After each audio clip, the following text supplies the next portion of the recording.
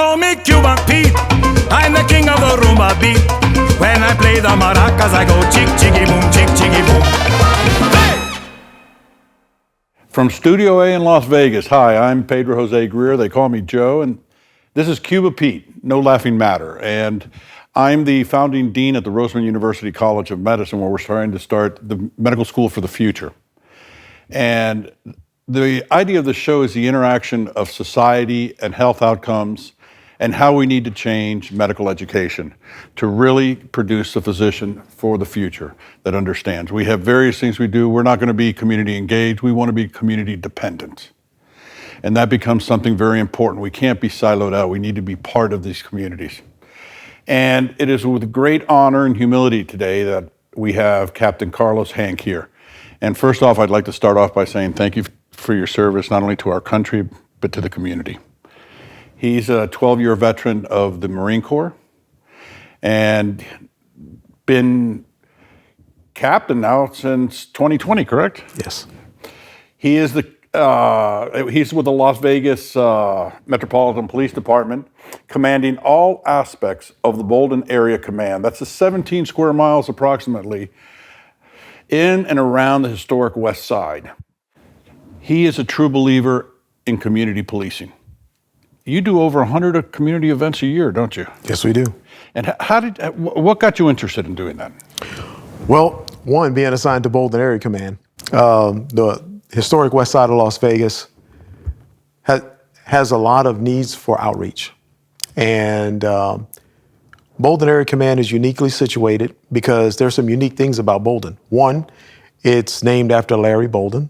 Larry Bolden is the first black deputy chief on Las Vegas Metropolitan Police Department. And it's the only area command that's named after a person. All the other area commands are named after the geographical locations, southeast, southwest, and things like that, enterprise and what have you, or the township in which they're in. So Bolden has another unique aspect of Bolden is we're the only area command that has a little league, Bolden Little League. And our unique positioning affords us the opportunity to engage with the community at a very, very integral level. When we get down into the weeds, we know people at a different level. You see them every single day. You interact with them. We have parents who will call some of the officers that coach their kids in Little League. So when you have that relationship and you're trying to build that relationship, you're trying to restore that trust in the community, you have to get down there at that granular level and you have to show them that you care. And the only way to do that is continual outreach, continually making those inroads.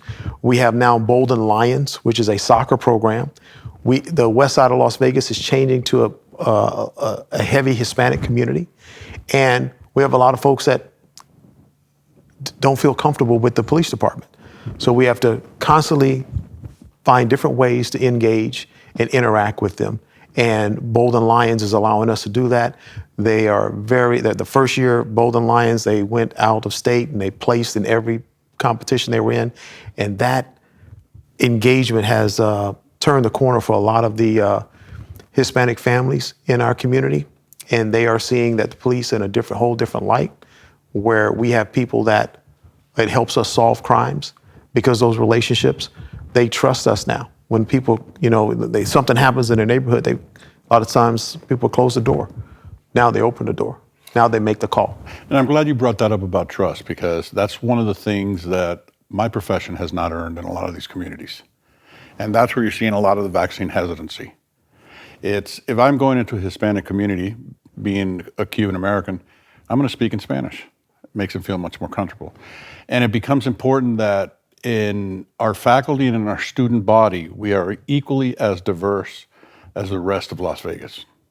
Because if not, we're going to have these disparities that occur that you have seen. And trust being the most important. We have these things we call the social determinants of health or of inequality. They cause 90% of all disease in this country. 90% of all disease in this country has a non-genetic factor in it.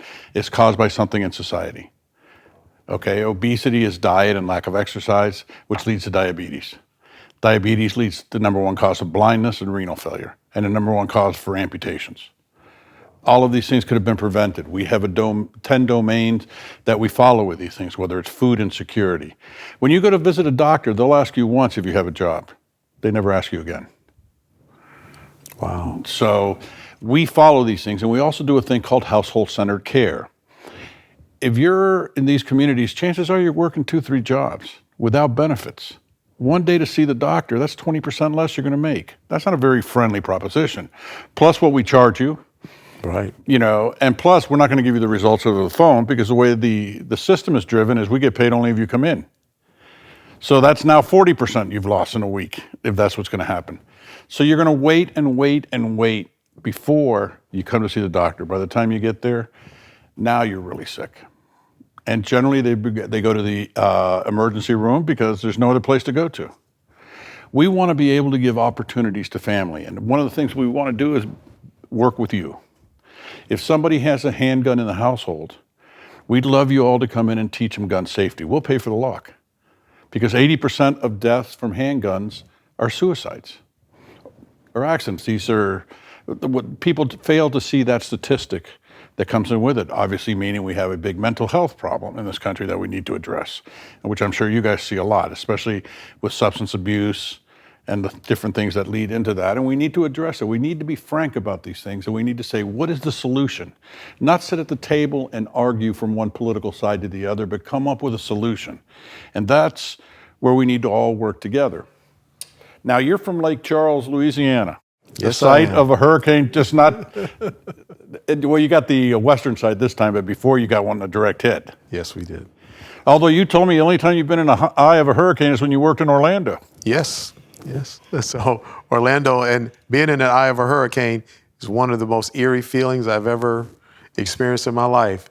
You see the wind, you feel the wind, and then you feel a calm. That's right. And it's like, okay, it's over. But it's not. It's 'Cause not here it only comes. not over, because that back side of the eye is stronger than the front side of And the it's eye. coming at you real strong. You graduated from Columbia Southern Alabama in criminal justice. Was Yes. this always an interest of yours? Yes, I do a little history about myself. I joined the Marine Corps at a young age, and at that time I wanted to be a police officer. My next door neighbor, Emmett, was a police officer. Even though my family, being from Louisiana, did not have a good interaction with police, the relationship I had with Emmett always kind of like prompted me to be, I just had this burning desire to be a policeman.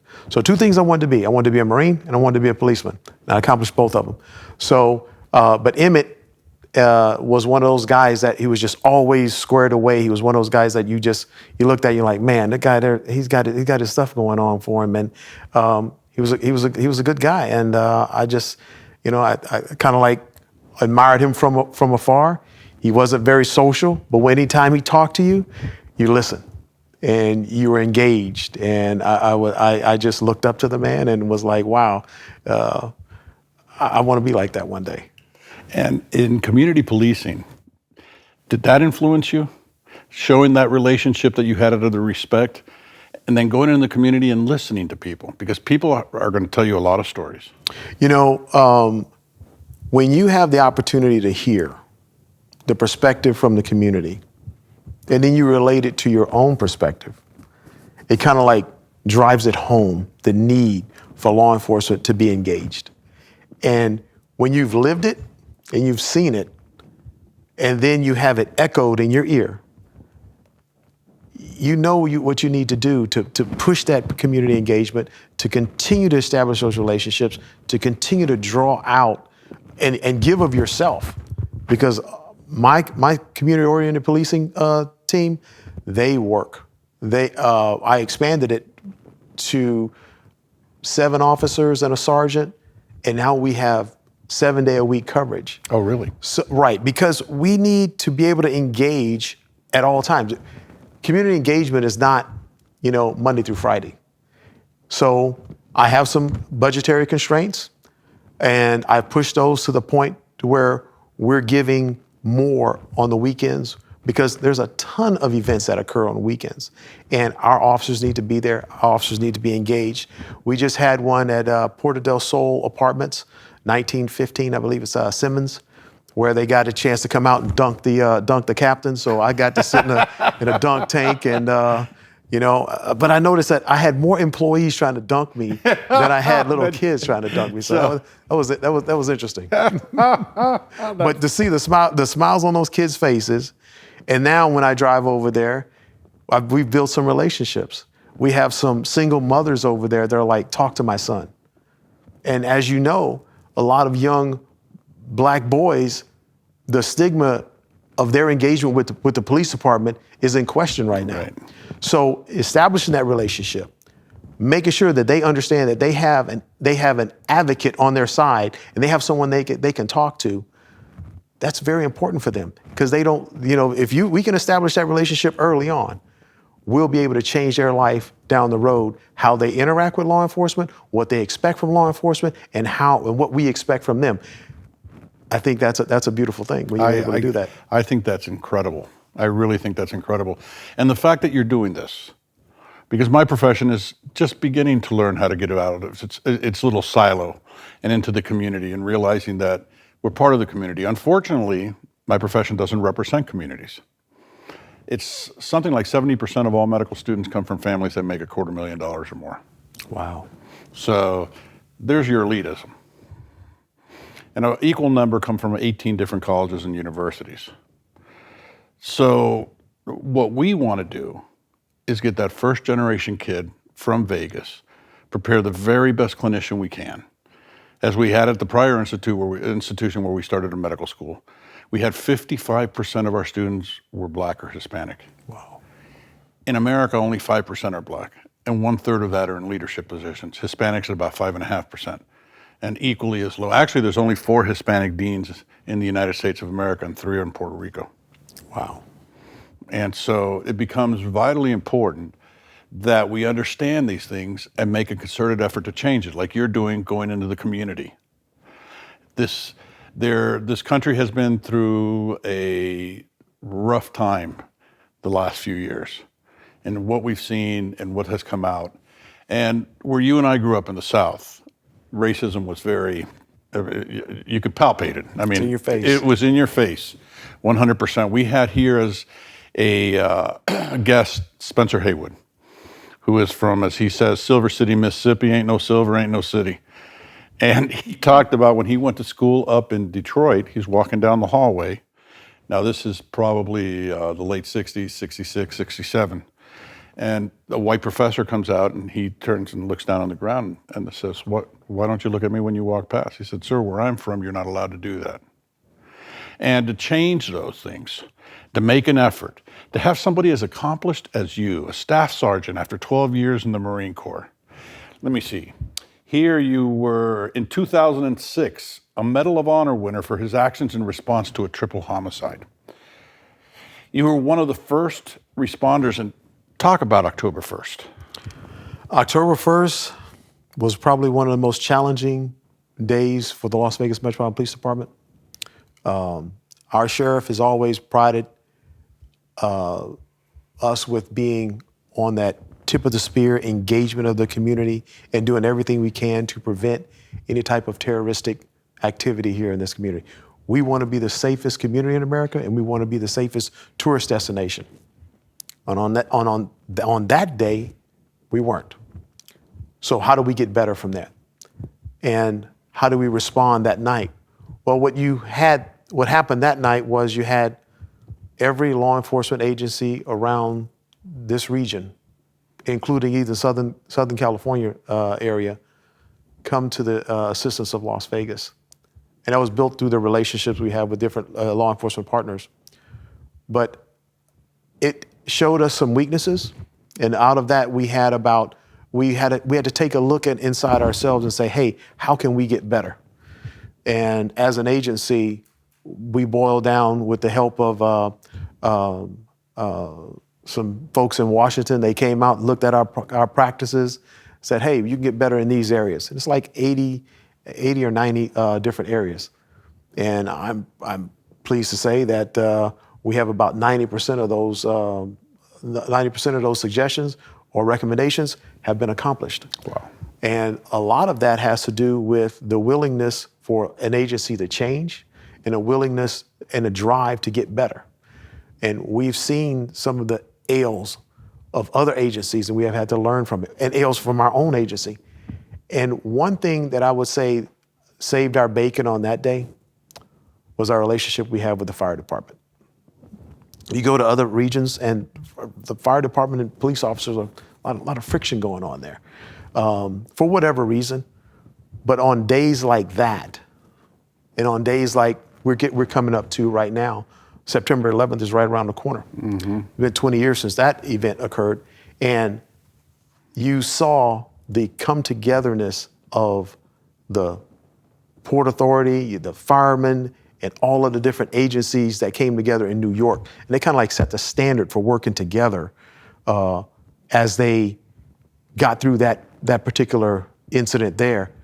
You know, now our incident, we had built on those relationships and built some processes in place with our sister agencies like Nevada Highway Patrol and, you know, the different alphabet soup of police agencies that police this area. And we were very successful in how some of those processes turned out that night.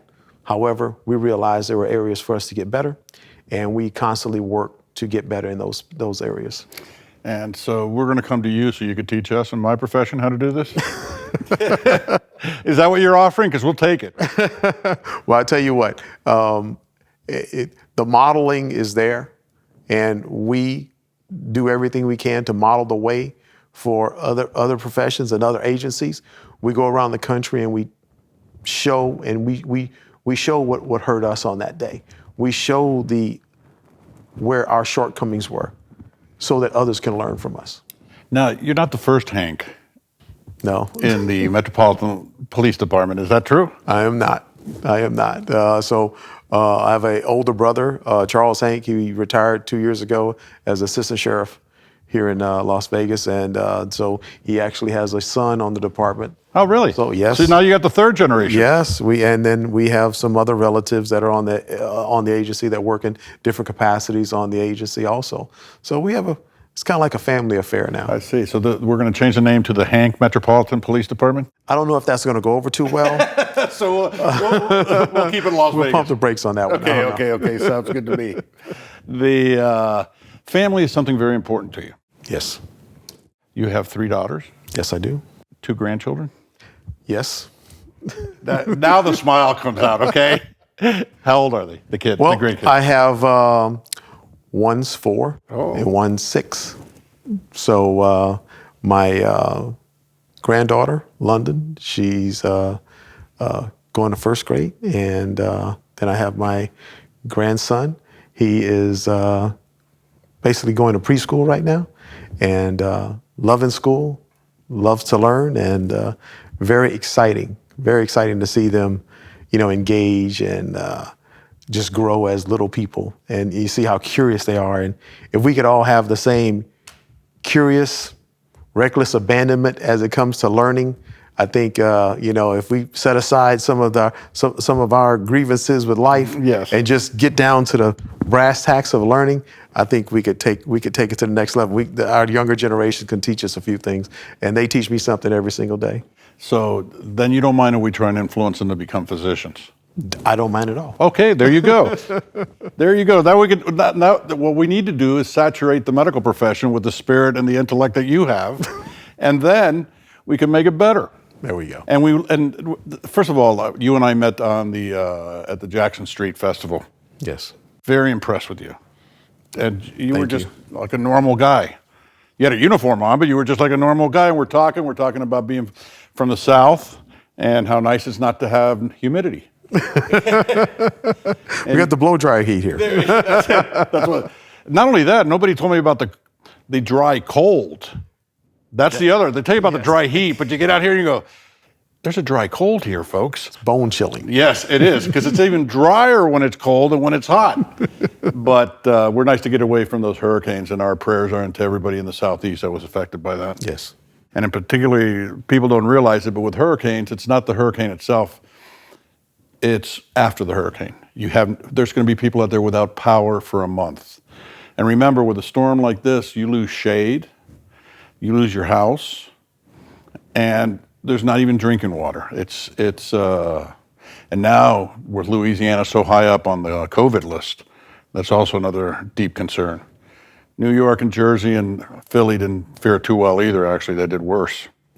There's very significant flooding out Yes. there, which you don't really see from storms that start off in the Gulf and they go all the way up there to the Northeast, and it dumped a ton of water on them very quickly. Extremely quickly. And just some of the videos that I had seen of that water rushing in the subways and the basement apartments where so many people died. I think that some of that had to do with, they're not used to receiving that much water, and you have folks that would go to their basements for refuge just from, that's what they normally would do. And now you have all this water rushing in. And I think, that's something that we were probably behind the power curve on. Hey, you can't be in your basement. You might need to go to your second or third story. But I think their default was to go to their basement. But God, be with those folks. I had mentioned this a little earlier, but you received the Medal of Honor for your response to a triple homicide. Yes. What is it like dealing with things like that?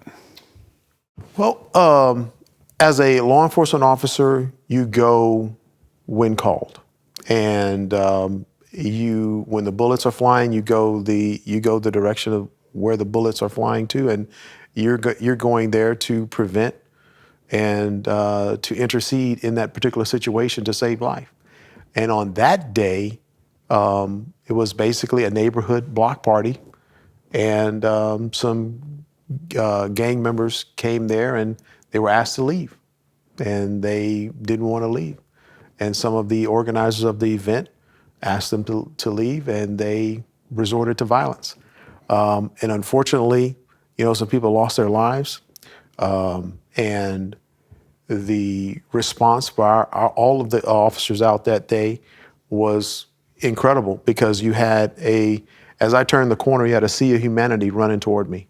I mean, it was just people running, and you could hear the rounds going off as I'm turning the corner, and some of the other officers there, and we were responding to that triple homicide. And we didn't know we had people actually down at the time. We were praying that people were probably just firing in the air.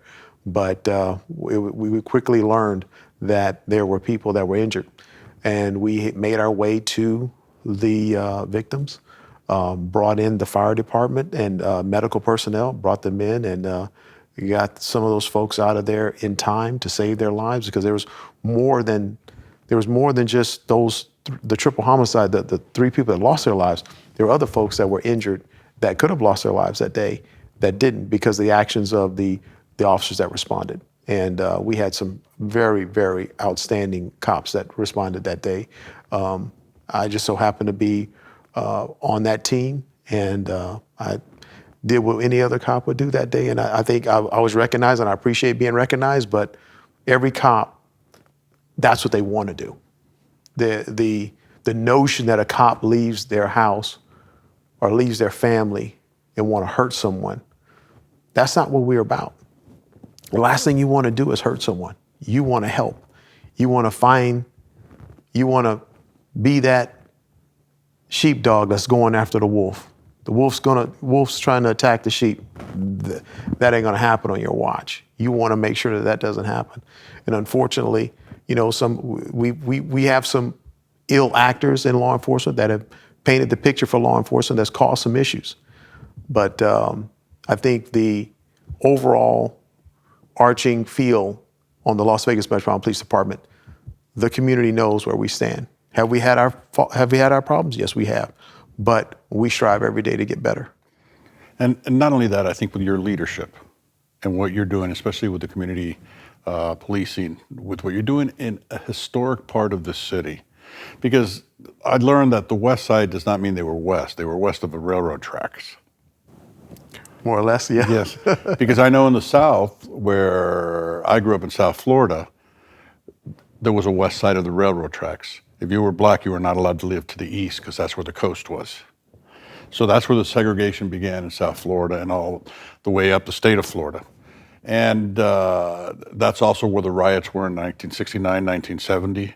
The Moulin Rouge, which lasted only 6 months before it got burnt down, and it was actually the very first desegregated casino in town. And a lot of interesting things happened. I mean, I remember reading about it, and that on the west side, the National Guard closed off all the entrances and exits, so people were stuck in there. Wow. And to be able to take something that's historic, and what I saw on that Jackson Street with the mural being painted and you guys all being present there was, it was almost like a rebirth. You give people pride. You listen to them. You were right there.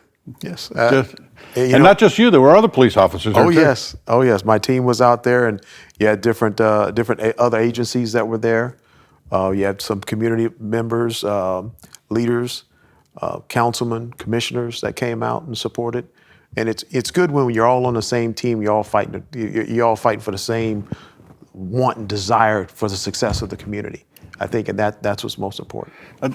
You have a very calming personality. You'd make a great doctor. You really would, and you smile, and it makes me relax, you know. And I'm an old boomer, okay? So, and to be able to see that, and just to see you in action when I saw you out there for the brief interaction that we had, was something that was incredibly rewarding to me. Something that I didn't see a whole lot in the state I came from. And what I saw here is Las Vegas is a very special community that's trying to do things not only right, but better than anybody else. Yes. And that's what we want to do with our medical school.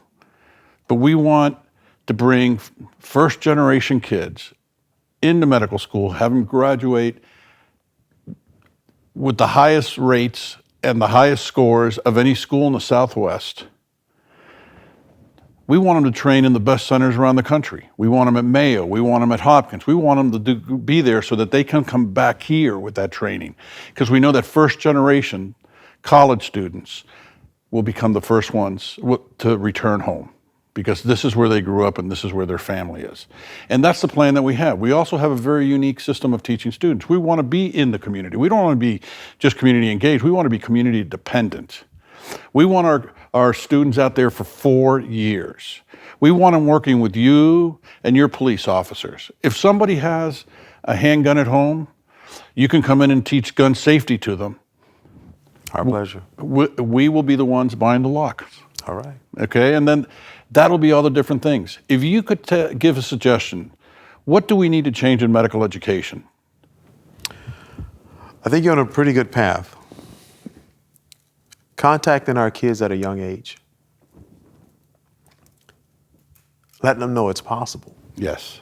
Because for so many of the young kids, I don't think they know that it's possible. They don't see that as a achievable goal. They don't see that as that's going to be them. That's for other people. That's why it's important that we have faculty, as you have met, that look like the communities we're going to be in. Exactly. And we have students that look that way. That way, we had a funny experience at our past institution where the parents got to the point where they would look at the medical student and say, listen, our kid can be a doctor, can't he? Yes. Would you like to tutor? And the medical student said, yeah. And they came back to us and we said, yeah, that's wonderful. How about those 12 weeks in surgery? You're just going to dump the kid? Go to the School of Education, get education students, and let them tutor them. That's what they're trained to do. Teach a doctor, we cannot do everything. We do medical stuff, period. That's it. Right. And we got to do it better. And we got to do it better, and we got to be inclusive.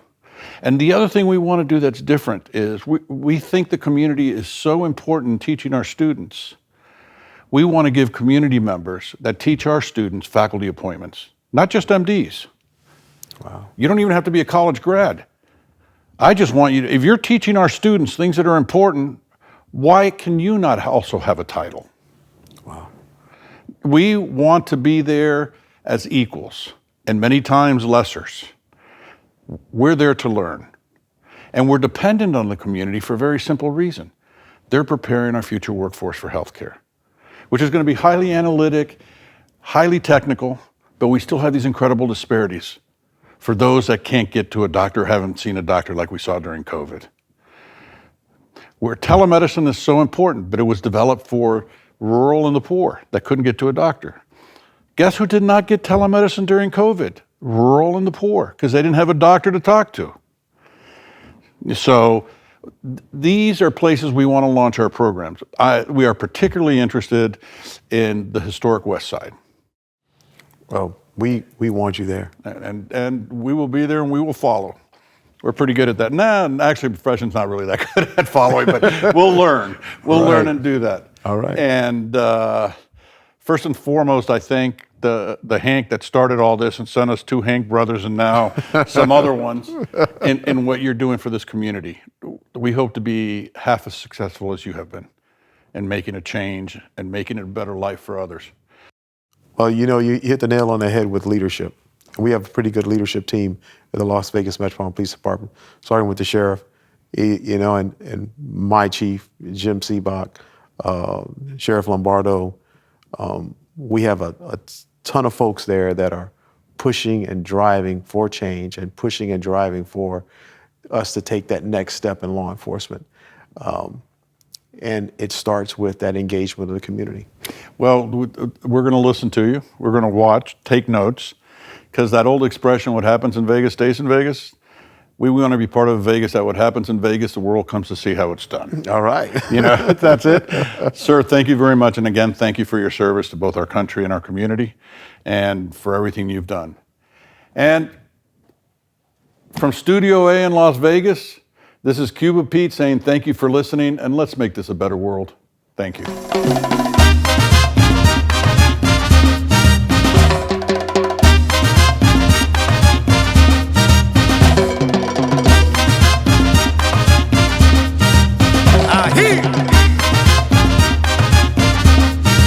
They call me Cuba Pete. I'm the king of the rumba beat. When I play the maracas, I go chick, chicky, boom, chick.